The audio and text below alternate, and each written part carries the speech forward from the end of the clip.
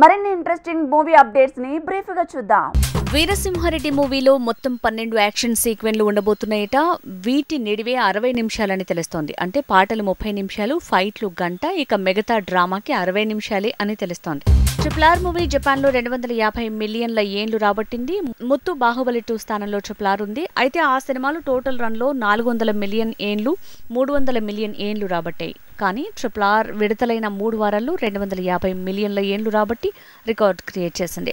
తమిళ star Vijay దళపతి చేస్తున్న 67 movie sensation గా మారుతోంది. ఇంకా సెట్స్ పైకి వెళ్లని సినిమా డిజిటల్ రైట్స్ 100 కోట్లు పలికేయట.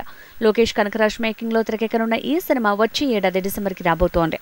ఆదిపురుష్ మూవీలో గ్రాఫిక్స్ మారబోతున్నాయి. వానరసేన రావణుడి తాలూకు యానిమేషన్, విజువల్ ఎఫెక్ట్స్ ని పూర్తిగా మార్చేయబోతున్నారట. ఇక రాక్షస పాత్రల తాలూకు యానిమేషన్ ని పూర్తిగా మార్చి కొత్తగా వర్క్ ని రీస్టార్ట్ చేయబోతుందట ఫిలిం టీమ్. లోకనాయకుడు కమల్ హాసన్ తో మరోసారి స్క్రీన్ షేర్ చేసుకోబోతున్నాడు విజయ్ సేతుపతి. గతంలో విక్రమ్ మూవీతో విజయ్ సేతుపతి కమల్ తో స్క్రీన్ షేర్ చేసుకున్నాడు. ఇప్పుడు మరోసారి సీన్ రిపీట్ చేయబోతున్నాడు. రష్మిక మందన్న హిందీ మూవీ డైరెక్ట్ గా ఓటీటీలో రిలీజ్ కాబోతుంది. సిద్ధార్థ్ మల్హోత్రాతో రష్మిక కలిసి చేసిన సినిమా థియేటర్స్ లో రావట్లేదట. ఓటీటీ ఆఫర్ బాగుండటంతో ఫిలిం టీమ్ డిజిటల్ రిలీజ్ కే మొగ్గు చూపుతోందట.